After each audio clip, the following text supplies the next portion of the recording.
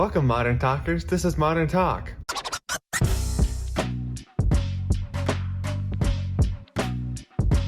Modern Talk.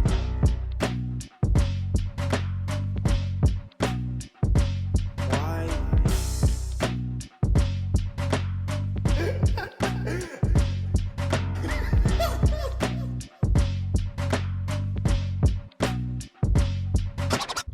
We made it. We're here. We're rolling. We're live. You know, and by live, I mean pre-recorded months ago. Okay. Yeah, it's weird. It's the future now. We did it. We made it to fall. I hope I get this out by fall. I realized last time I talked about the future, well, one of the times I talked about the future on the podcast, I talked about monkeypox. And I was nervous about them a little bit. And then I talked to my friend about it, and he said, yeah, I think that's only for gay people. And I was like, oh, well, then I'm really scared of it now. But I guess, you know, that remains to be seen fully. But it's more of a sexually transmitted disease than a virus. So, you know, hopefully we'll have a future. I can't handle another pandemic. I can't do it. Can't do it. So I had a crazy week. It started out normal, and then, as all weeks do, until something happens, and then it's not normal. So, unless it starts out crazy. Stupid. Really stupid. Didn't need to be said, right? Pete, he was on the podcast. And then Ben, he was also on the podcast. Because they're my friends. And everyone I've ever known, well, has been on the podcast or will be on the podcast. So you know both of them. That's why I'm saying that. And Ben was gonna visit Pete in Lynchburg, Virginia, which is about 5 hours from me, and he was only gonna stay a night because he was passing through from Tennessee to North Carolina, something like that.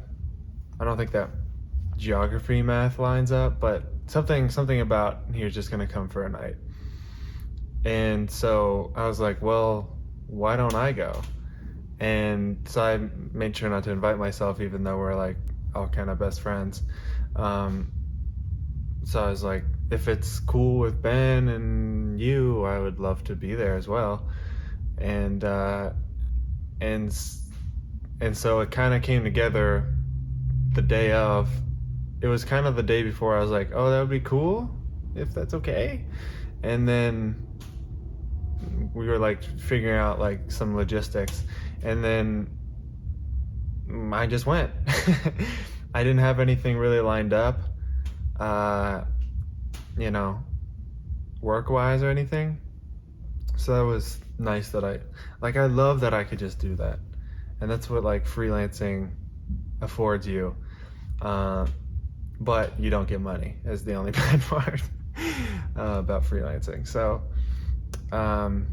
yeah, that was awesome. And I stayed, I think I was going to stay 1 or 2 nights, and Ben was going to stay 1 night. And he ended up staying 2 nights, and I stayed 4 nights, I think, which is crazy that I just left where I live and I didn't tell anyone. I don't think I told anyone until Sunday. I left Thursday, and I didn't tell anyone until Sunday or Saturday because I had to be somewhere Sunday. But I was like, I'm not going to be there. Hope it's cool. And it was. So I didn't get back until Monday. Dang. So it was beautiful. You know, those things, I don't know if that's how your friends work and stuff, but some things you just can't plan, and they just happen nicely and perfectly and spontaneously, which is really fun. I highly recommend it if you could find find a way to be spontaneous, which isn't very spontaneous. So I guess you just gotta let it happen. And it happened with me. But you gotta let it happen. It doesn't just come, you know? You have to be open to it and be aware of that possibility. So, I feel like I haven't said anything yet this whole podcast. Hopefully, you're getting something out of it. But,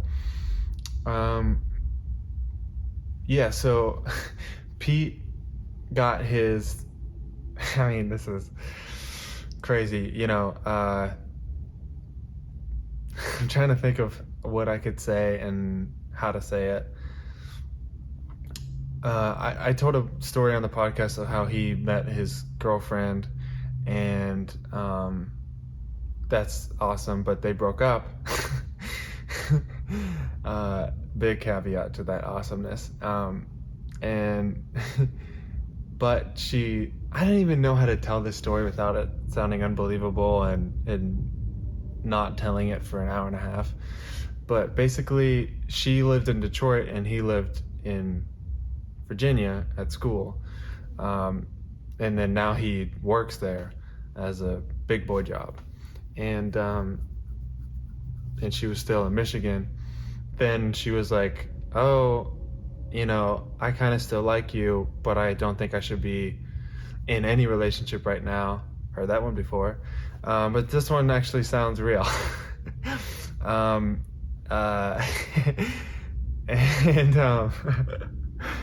Sorry, it's a sidetracked.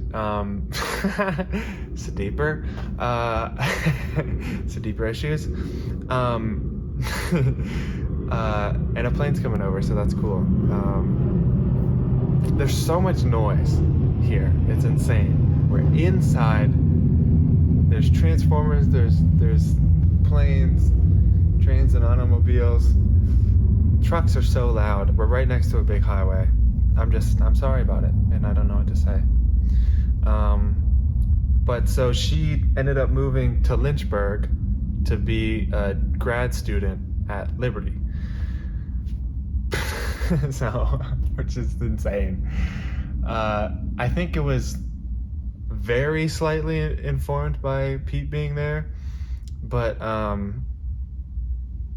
so that's part of the story of me going there. It's not why I went there, but she happened to be there a few days before I got there. So they obviously they already hung out once, I think, briefly, without me because I wasn't there yet. And we were friends, or Sarah and I were friends kind of before he and her got together. So us hanging out like as three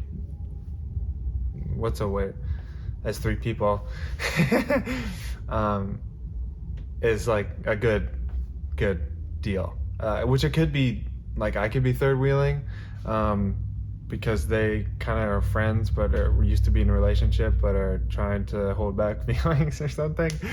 So that was really interesting, and I don't even know how to accurately depict that without you guys seeing it. And even if you saw it, because I experienced it, and I don't even really know. But it was like really, really chill. But we also acknowledged that it was funny and weird, and we somehow got the joke that Sarah and I are in an open relationship. Maybe I shouldn't be saying their names, but it's too late now. So anyway, that was like a running joke. I don't know how that is. Oh, and it's been 3 months. I think we talked about how I would wait 3 months for my ex. But I didn't really wait. But I didn't really wait in that I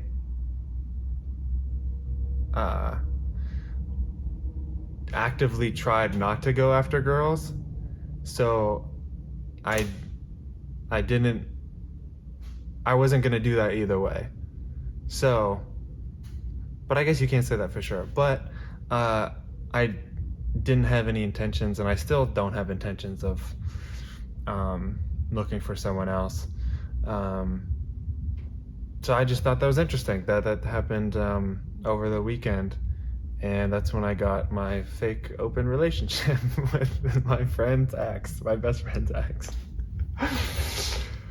I think this is too abstract and weird for people to follow along and feel like they're included in this, so I'm gonna move on from this part. But hopefully you got something out of it. Oh gosh. I'm doing this at a different time. I'm doing this after I do the shoot with the guy that I usually do the shoot with. And I don't know if that's contributing to what's going on right now. But it is what's happening. So, he got, the reason I brought this up in the first place is she had his PS4 for like 5 months, 6 months. And since she finally got in town, he got his PS4 back and could play like the games that, you know, we've loved together and played hours and hours and hours of at college. And so that's like one of our bonding experiences, and we just like it. I don't know. And we only play sports games. I don't know if that's a normal thing. It seems like all like gamer guys or whatever play Call of Duty or Fortnite or, you know, other weird games like Red Dead Redemption, which I heard is fantastic, but I can't do those games. I don't know why. But me and my friends are all sports games people. So we played that a lot, and it was great. That was kind of like the selling point.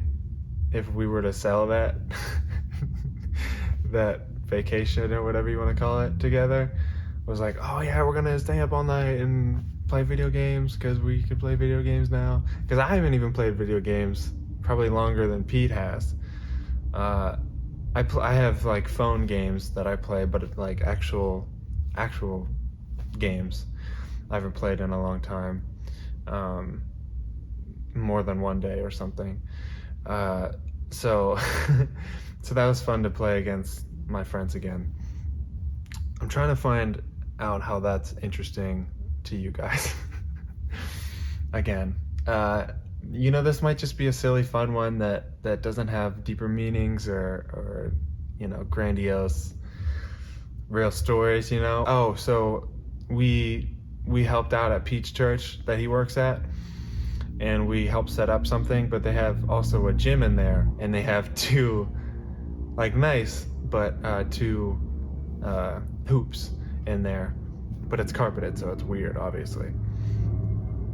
And so the people that helped set up for the event later ended up like shooting around basketball, and then we ended up playing 2-on-2, 3-on-3, and 4-on-4, I think. No, it was 3-on-2 at one point. And it was me and the other semi-tall kid there, against Pete and Ben, who were short. Sorry. And a girl. That was insanely fun. And at the end, Ben had a headache because I elbowed him at some point, obviously unintentionally. And then Pete had a sore ankle because I stepped on it at some point, and I think I hurt the guy who was my teammate at the end, the other bigger guy. But I don't know that happens. Like when they said that, I was like, well, Ben was like, yeah, my head hurts. Someone like elbowed me pretty hard. And I was like, was it me? And he was like, yeah, it was you. I was like, well, I'm sorry. But it's sweet that he tried to kind of be coy about it or whatever. And and they know that's how I am. We played intramural basketball together, and we all had matching sweatbands. I'll put it on here. To be silly, but I also play hard because I'm not good at basketball, so I overcompensate it by being physical.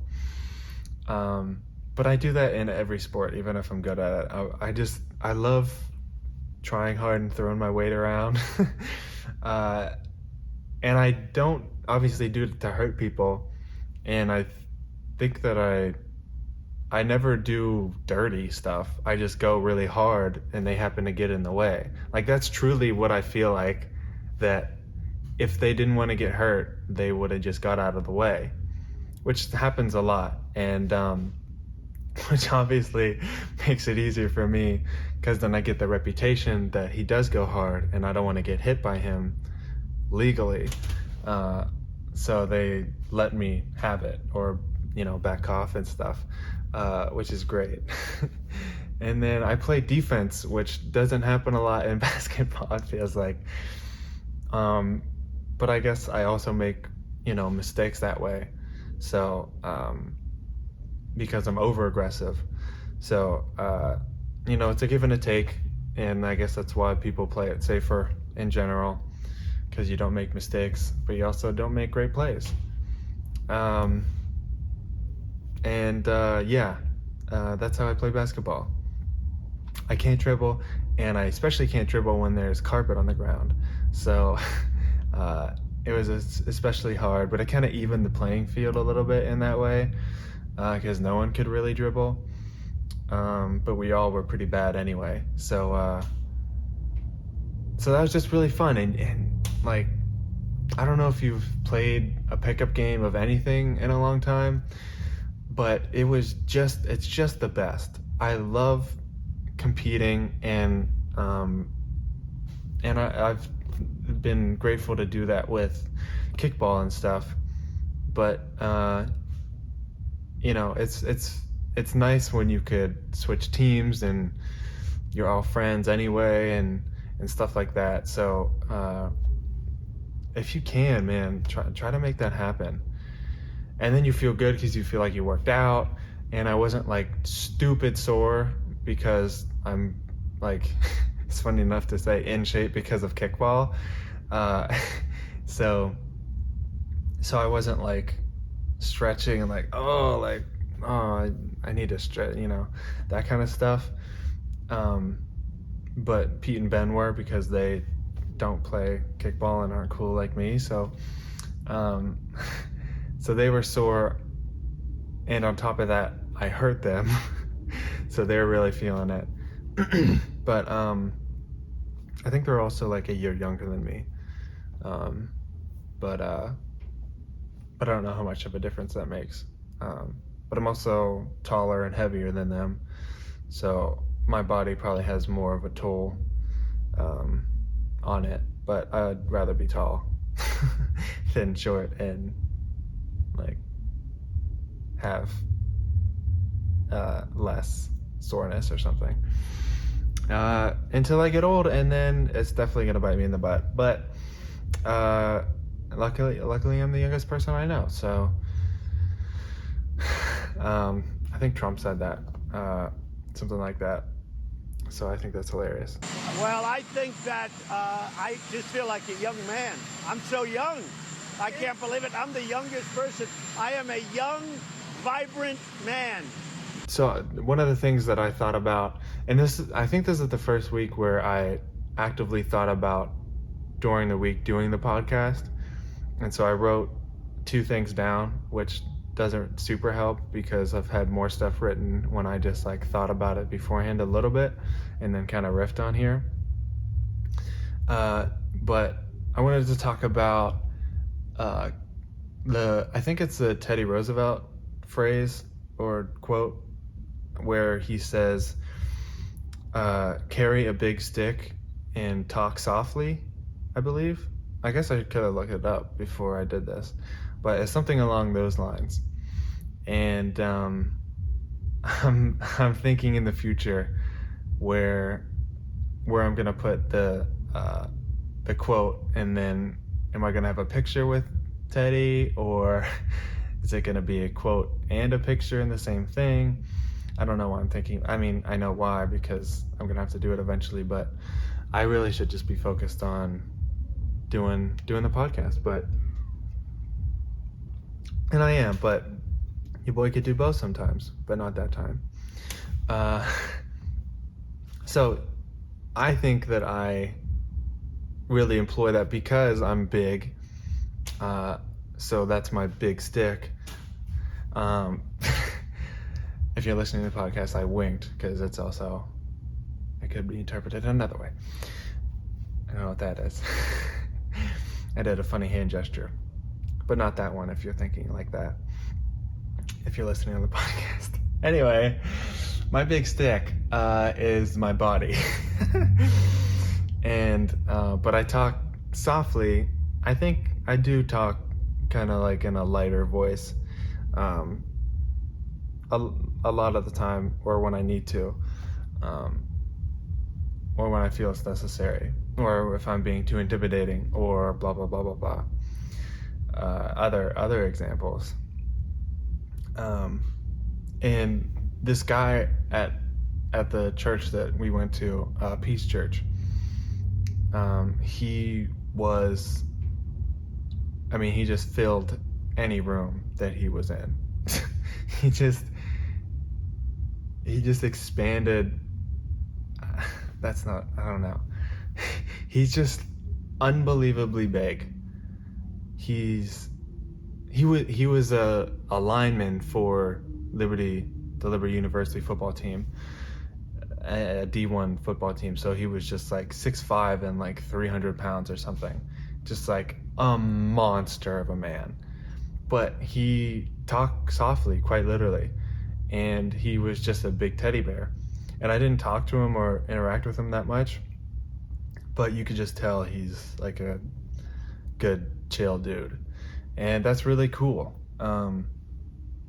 And you kind of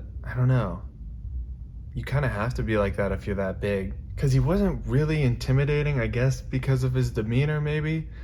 But he was just a kind of a marvel to look at. Because, like, how could someone be that big?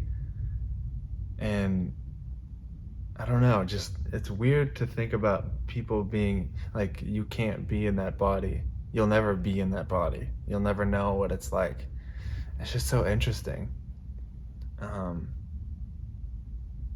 don't know. I was gonna say, Pete and Ben probably think that about me, but like mostly joking. So I think that's a really important thing. Have I talked about this on the podcast, the Teddy Roosevelt thing? Maybe I have. I thought that I hadn't, but for some reason now I'm thinking maybe I have. But it's okay. It's still a good topic. So I think that's part of who I am, and a lot of times you don't have to use the big stick, which is great because I don't like using the big stick. But it's I love those dichotomies, paradoxes where you're both and, not like a either or thing. So if you test me, especially on the court, dude, you're gonna get, bodied or whatever. But otherwise, I'm gonna be a good sport and smile and, say good play if you made a dummy good layup. Also, dude, I want to talk about this because no one cares, but so we played knockout. One of the things before we played like the team games, we played knockout, and I guess I don't know if it's my form or that I use the backboard a lot more than them or what, but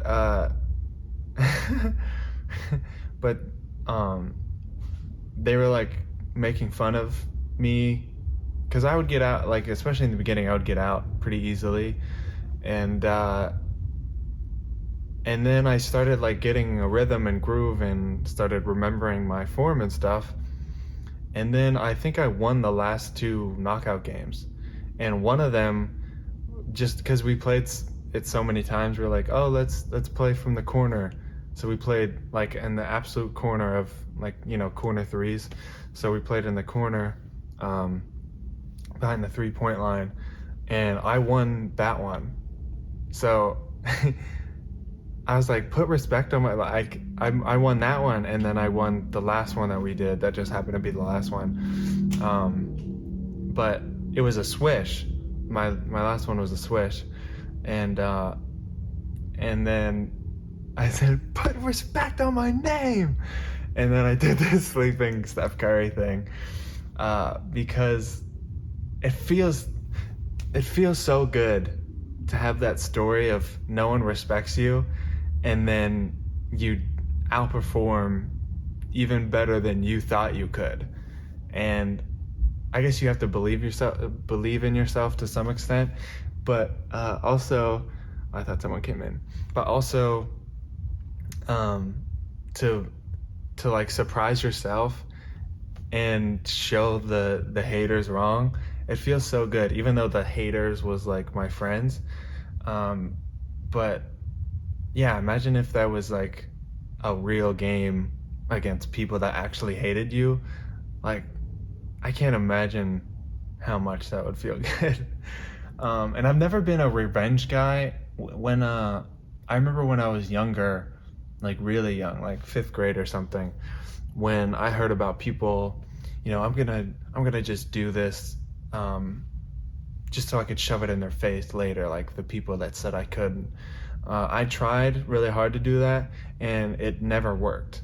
It either just happened to not work out, or I was like, the motivation just to for the motivation to be just about like rubbing something in someone's face is not a good motivation for me. I'm just like, well, they have their own stuff going on. That's not what I said when I was in 5th grade or whatever, but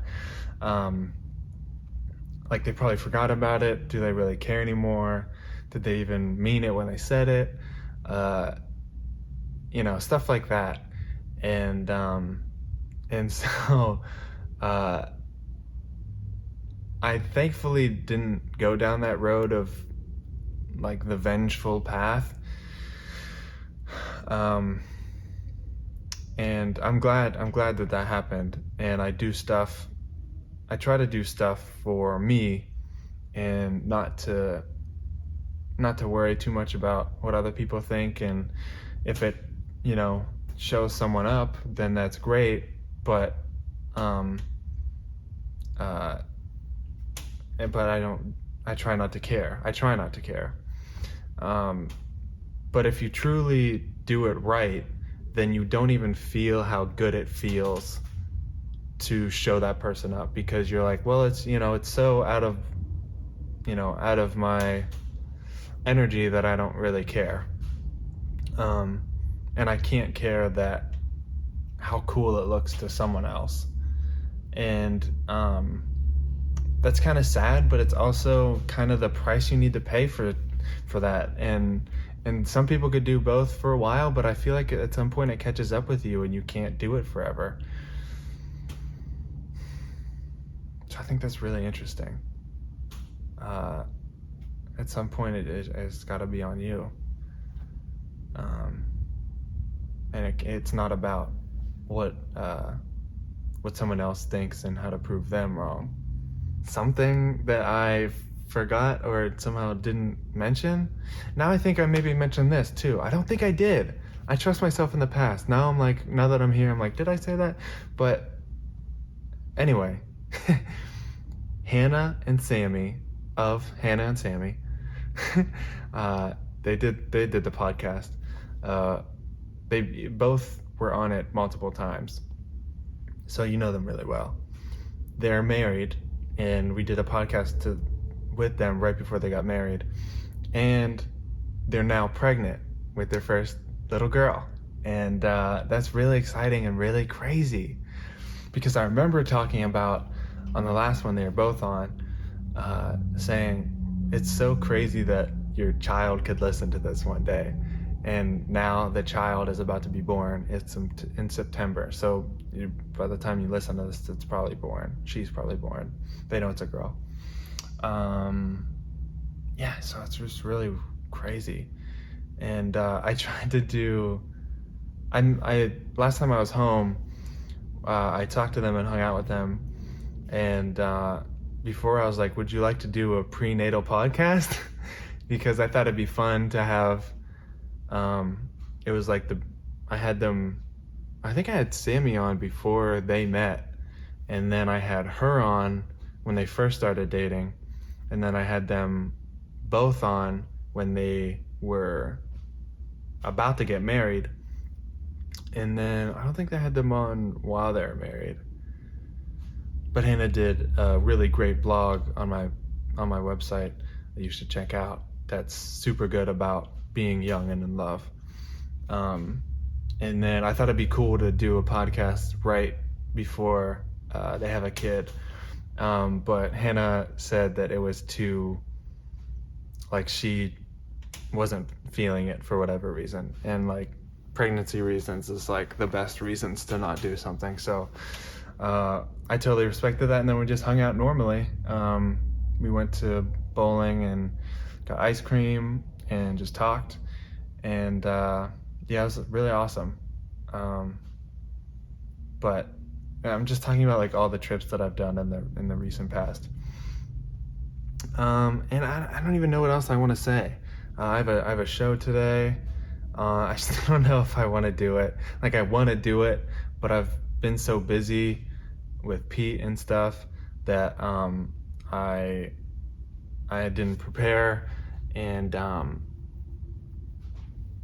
would have to prepare today, and I could do that, but I think it would not be good, and I want it to be good if I'm gonna do it, but I also should just get on stage anytime I can. So that's what I'm gonna do.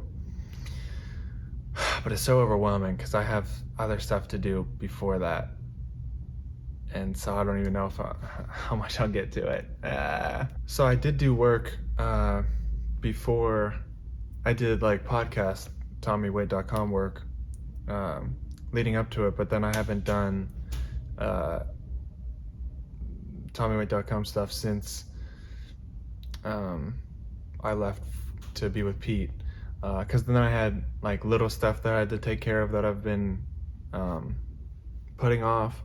So which I have to do. You have to do it at some point. So I went on a real hard tear on that stuff, and I got a lot of stuff done, and I put in a lot of hours. And then Pete said, because I talked to Ben about that, and then Pete was there, and Pete's like, yeah, he's always on the Poop app and like telling me about how much work he's putting in, and he hasn't put anything out yet, which made me laugh so hard because it was so true, and I didn't even really think about that because I know it's a long game. So I'm kind of assuming, or I just know that it's gonna take a long time, and I want to put it out. Like Childish Gambino says, you could only put it out once, so put it out right and wait for the right time, but you have to be ready because the right time is you never know when. So so I've just been putting in the work and not thinking about like, oh, I've been telling Pete that I've been doing this for like months, and I want to have I had in my head four podcasts before I like fully done podcasts before I start putting them out, so I could put them out every week without stopping.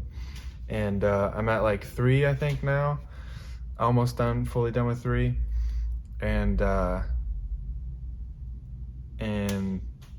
think that would make it really poppin', I hope, especially with the new song, and especially with the video right now. This is what it is, and it's gonna get better soon, and that's really exciting. But yeah, I'm really happy with what's going on so far, and and it's gonna come out obviously because you're listening to this. And then if it doesn't come out, then you won't even know. So who cares? But yeah, you got to have that balance of stuff, like big stuff you got to do, and then the little stuff that you got to do too, because that adds up, and then like that can affect one of your big things. And so it's like, maintenance stuff that you gotta always be looking for and maintaining. Okay, man. I think that's it. Like and subscribe, comment, do all the things that you want to do to support people that you really like. And if you support me, it'll be easier for me to do it and more motivation. And then if that somehow gets me money, I could put these out faster because I could have someone working for me or something. We could figure something out. And yeah, so thank you for listening, and I hope this made you think, and keep in touch.